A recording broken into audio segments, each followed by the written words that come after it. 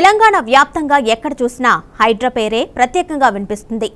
ఆ పేరు వింటేనే అక్రమ కట్టడాలు నిర్మించిన భూబకాసురుల గుండెల్లో రైలు పరిగెడుతున్నాయి. నీ నా అనే తారతమ్యం లేకుండా అక్రమదారులందరినీ ఒకే కోవలోకి తెచ్చి భూముల్ని కాపాడుతున్న హైడ్రా హైదరాబాద్లో తన పంచా విసురుతుంది. ఇప్పుడు హైడ్రా పనితీరు భవిష్యత్ కార్యాచరణపై తెలంగాణ సీఎం రేవంత్ సంచలన కామెంట్స్ చేశారు. అక్రమదారుల్ని అవసరమైతే జైలుకు పంపించేందుకు కూడా వెనకాడబోమన్నారు. ముందుగానే మేల్కుంటే మాత్రం మంచిదని సూచించారు.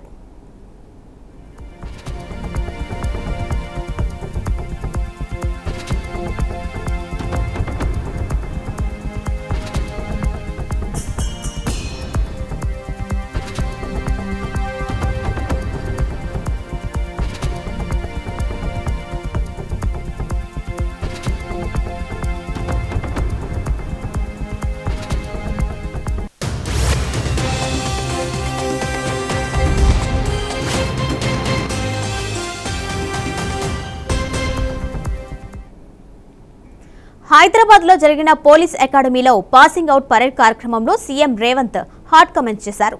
హైడ్రాపై కొందరు ఇష్టం వచ్చినట్లుగా మాట్లాడుతున్నారని ఆవేదన వ్యక్తం చేసిన ఆయన చెరువులు, కుంటలు, నాలాలు ఆక్రమణ వల్లే వరదలు వస్తున్నాయని తెలిపారు. వరదలతో పేదల జీవితాలు అతలాకుతలమవుతున్నాయని అందుకే ప్రక్షాళన చేపట్టినట్లు తెలిపారు.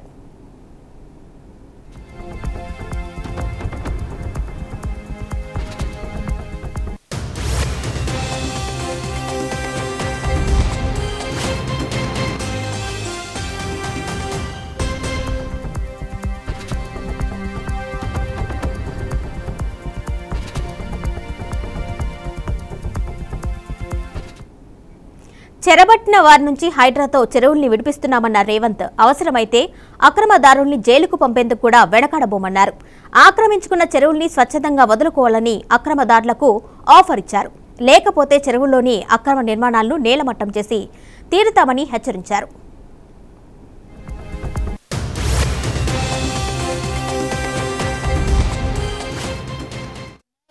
ఆక్రమించుకున్న చెరువుల వల్లనే ఇవాళ వరదలు వస్తున్నాయి. అందుకే హైడ్రాను ప్రారంభించడం. హైడ్రా స్పెషల్ టాస్కే ఈ చెరువులను ఆక్రమించిన వాళ్ళను చెరబట్టాలని, చెరబట్టిన వాళ్ళ నుంచి విడిపించాలని, అలాంటి వాళ్ళను అవసరమైతే చెరసాలకు తోలాలనేది నా ప్రభుత్వ విధానం.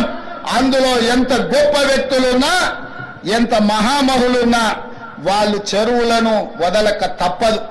అందుకే ఈ వేదిక మీద నుంచి గొప్ప వ్యక్తులకు నేను విజ్ఞప్తి చేస్తున్నా, అయ్యా ఆక్రమించుకున్న చెరువులను మీరే వదలండి, గౌరవంగా పక్కకు తప్పుకోండి, నీటిపారుదల శాఖకు అప్పగించండి, మీకేం కావాలనో పోయి దూరంగా కట్టుకోండి.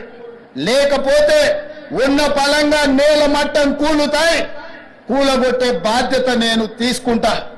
ఇలా ఎఫ్టీఎల్లో కానీ, బఫర్ జోన్లో కానీ, నాలాలలో అక్రమంగా నిర్మాణాలు ఏవైతే ఉన్నాయో వాటన్నిటినీ నిరభ్యంతరంగా మేము తొలగిస్తాం.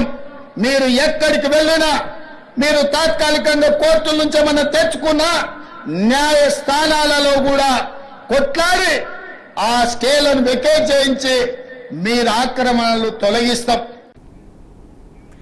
నాలాల ఆక్రమణలు నిరభ్యంతరంగా కూల్చేస్తామన్న రేవంత్ ఆక్రమణలు తొలగించి మూసీని ప్రక్షాళన చేస్తామన్నారు. మూసీ నాలాలో ఉన్న శాశ్వత నివాసదారులకు డబుల్ బెడ్రూమ్ ఇండ్లు అందిస్తామని హామీ ఇచ్చారు. నివాసితులైన 11,000 మందిలో ప్రతి ఒక్కరికి ప్రభుత్వం పునరావాసం కల్పిస్తుందని భరోసా కల్పించారు. ఎఫ్టీఎల్ బఫర్ జోన్ పరిధిలో నిర్మాణాలను రెగ్యులైజ్ చేసి ప్రసక్తే లేదని తేల్చి చెప్పారు.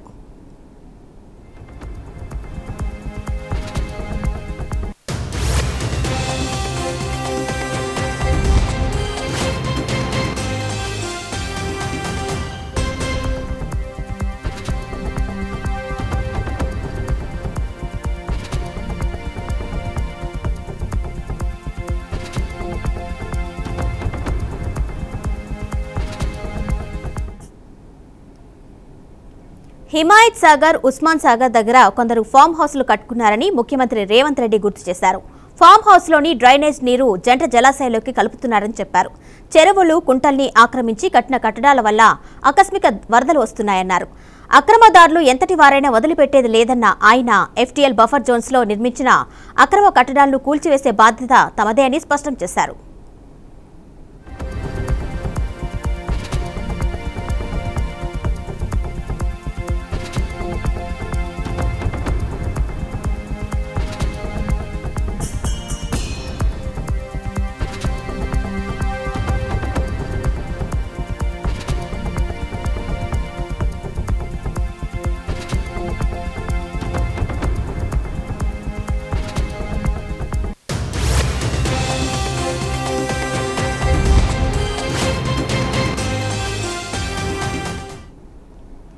ఇక చెరువుల్ని ఆక్రమించాలి అన్నా కబ్జా చేయాలి అన్న ఆలోచన వస్తేనే ఆక్రమణదారుల వెన్నుల్లో వణుకు పుట్టాలని మోకాల్లో చలిజ్వరం రావాలి అన్నారు రేవంత్ రెడ్డి. ఆ దిశగా ప్రక్షాళన జరుగుతుంది అన్నారు సీఎం రేవంత్ రెడ్డి. మూసి ప్రక్షాళన చేసి పేదలు వ్యాపారం చేసుకునేందుకు అవకాశం కల్పిస్తామన్నారు. చెరువుల్ని చెరబట్టిన వారి కోసమే హైడ్రా ఏర్పాటు చేశామని, చెరువుల్ని కబ్జా చేసిన వాళ్లను జైలుకు పంపిస్తామని వార్నింగ్ ఇచ్చారు సీఎం రేవంత్ రెడ్డి.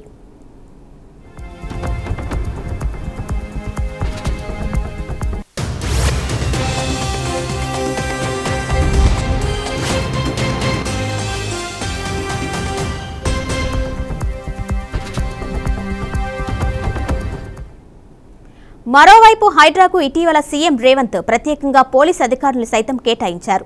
15 మంది సీఐ స్థాయి అధికారులు, 8 మంది ఎస్ఐ స్థాయి పోలీస్ అధికారుల్ని కేటాయించారు.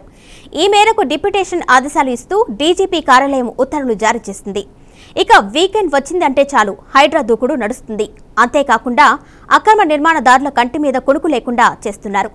నాగార్జున ఎన్ కన్వెన్షన్ కూల్చివేసిన తర్వాత హైడ్రా పేరు ఒక్కసారిగా రాజకీయాల్లో తీవ్ర ప్రకంపనలు క్రియేట్ చేసింది. మరోవైపు అమాయకులు మాత్రం తాము అన్ని రకాల సర్టిఫికేట్లు చెక్ చేసుకున్న తర్వాత నిర్మాణాలు కొనుగోలు చేశామని, కానీ ఇప్పుడు మాత్రం అక్రమ నిర్మాణాలు అంటూ కూల్చివేస్తున్నారని కూడా బాధితులు ఆందోళన వ్యక్తం చేస్తున్నారు.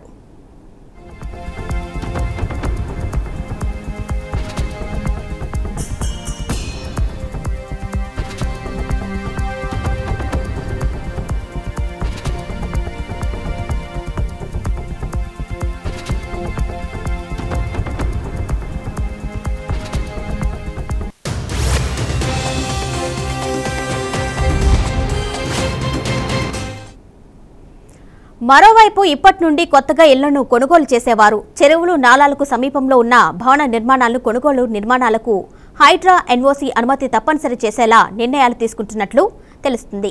దీనివల్ల కొనుగోలుదారులకు సైతం దీనిపైన భరోసా ఉంటుందని తెలుస్తుంది.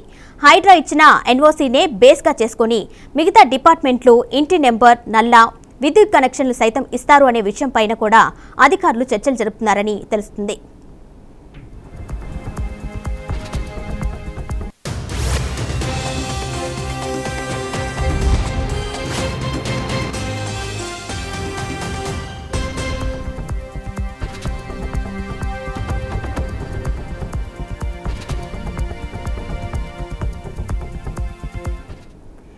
ఇక చెరువులు, ఎఫ్టీఎల్ బఫర్ జోన్లో నిర్మించిన పలు అక్రమ నిర్మాణాలను కూల్చివేశామని హైడ్రా ప్రకటించింది.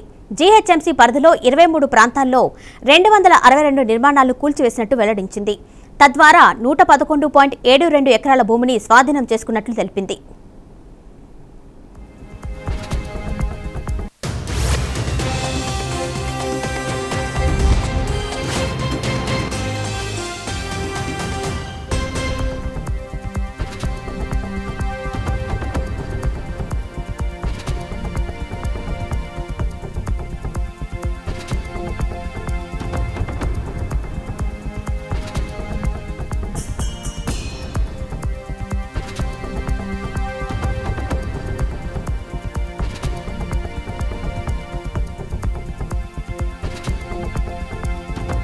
మార్గులు ఆక్రమించుకున్న చెరువుల వల్లనే ఇవాళ వరదలు వస్తున్నాయి. అందుకే హైడ్రాను ప్రారంభించడం, హైడ్రా స్పెషల్ టాస్కే ఈ చెరువులను ఆక్రమించిన వాళ్ళను చెరబట్టాలని, చెరబట్టిన వాళ్ళ నుంచి విడిపించాలని, అలాంటి వాళ్ళను అవసరమైతే చెరసాలకు తోలాలనేది నా ప్రభుత్వ విధానం. అందులో ఎంత గొప్ప వ్యక్తులున్నా, ఎంత మహామహులున్నా వాళ్ళు చెరువులను వదలక తప్పదు. అందుకే ఈ వేదిక మీద నుంచి గొప్ప వ్యక్తులకు నేను విజ్ఞప్తి చేస్తున్నా, అయ్యా ఆక్రమించుకున్న చెరువులను మీరే వదలండి, గౌరవంగా పక్కకు తప్పుకోండి, నీటిపారుదల శాఖకు అప్పగించండి, మీకేం కావాలనో పోయి దూరంగా కట్టుకోండి. లేకపోతే ఉన్న పలంగా నేల మట్టం కూలుతాయి, కూలగొట్టే బాధ్యత నేను తీసుకుంటా. ఇలా ఎఫ్టీఎల్లో కానీ, బఫర్ జోన్లో కానీ, నాలాలలో అక్రమంగా నిర్మాణాలు ఏవైతే ఉన్నాయో వాటన్నిటినీ నిరభ్యంతరంగా మేము తొలగిస్తాం. మీరు ఎక్కడికి వెళ్ళినా, మీరు తాత్కాలికంగా కోర్టుల నుంచి ఏమన్నా తెచ్చుకున్నా న్యాయస్థానాలలో కూడా కొట్లాడి ఆ స్టేలను వెకేట్ చేయించి మీరు ఆక్రమణలు తొలగిస్తాం. దుర్మార్గులు ఆక్రమించుకున్న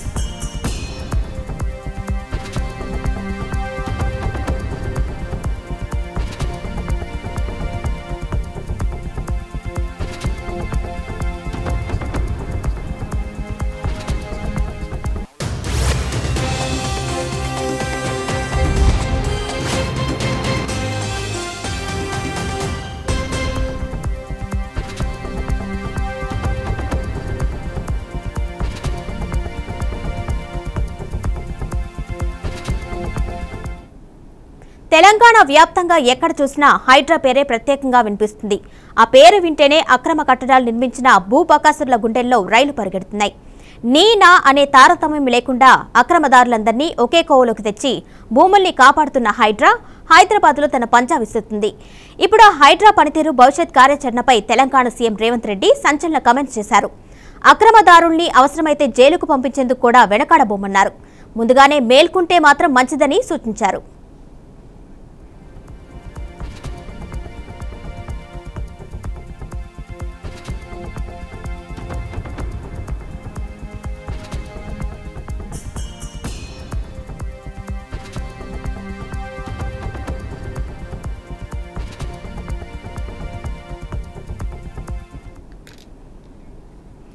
హైదరాబాద్ లో జరిగిన పోలీస్ అకాడమీలో పాసింగ్ అవుట్ పరేడ్ కార్యక్రమంలో CM Revanth Reddy hot comments చేశారు. హైడ్రాపై కొందరు ఇష్టం వచ్చినట్లు మాట్లాడుతున్నారని ఆవేదన వ్యక్తం చేసిన ఆయన చెరువులు, కుంటలు, నాలాల ఆక్రమణ వల్లే వరదలు వస్తున్నాయని తెలిపారు. వరదలతో పేదల జీవితాలు అతలాకుతలం అవుతున్నాయని, అందుకే ప్రక్షాళన చేపట్టినట్లు తెలిపారు. రైట్, ఇదే టాపిక్ పై మనతో మాట్లాడడానికి మా ప్రతినిధి అవినాష్ సిద్ధంగా ఉన్నారు. అవినాష్, చెప్పండి, మొత్తంగా చూస్తే సీఎం రేవంత్ రెడ్డి బహిరంగంగా వార్నింగ్ ఇచ్చినట్టుగా తెలుస్తుంది మనకి. దానికి సంబంధించిన అప్డేట్స్ ఇవ్వండి. అంటే దీన్ని ఒక రకంగా స్వాగతించాల్సినటువంటి అంశంగానే చూడొచ్చు కిరణ్మయ్. అంటే దీంట్లో రెండు రకాల అంశాలు కనిపిస్తున్నాయి. ఒకటి, ఇప్పటి వరకు ఉన్నటువంటి బడాబాబుల్ని కూడా ఆయన హెచ్చరించినట్టుగా మనం చూసుకోవచ్చు. అంతేకాకుండా హైకోర్టుకు వెళ్ళి ప్రభుత్వాన్ని, ఇటు హైడ్రాని కూడా ఛాలెంజ్ చేస్తున్నటువంటి వ్యక్తులకి కూడా ఆయన ఇండైరెక్ట్గా వార్నింగ్ ఇచ్చినట్టుగానే లేదా డైరెక్ట్గానే వార్నింగ్ ఇచ్చినట్టుగానే గమనించుకోవచ్చు. ఎందుకంటే ఇప్పటి వరకు హైడ్రా మొదలైనప్పటి నుంచి, హైడ్రా కూల్చివేతలు మొదలైనప్పటి నుంచి మొత్తం 23 చోట్ల కూల్చివేతలు జరిగాయి. 8వ తేదీ ఉన్నంత వరకు 262 అక్రమ కట్టడాలని కూల్చివేస్తే దాంట్లో 111.72 ఎకరాల స్థలాన్ని ఏదైతే కబ్జాకు గురైందని చెప్పేసి నాలాల పైన కావచ్చు, లేదంటే చెరువుల పైన కావచ్చు, దాంట్లో మొత్తం 111 ఎకరాలకు సంబంధించినటువంటి ల్యాండ్ని హైడ్రా తిరిగి రికవరీ చేసినట్టుగా ప్రభుత్వంలో కలిపేసినట్టుగా మనం చూసుకోవచ్చు.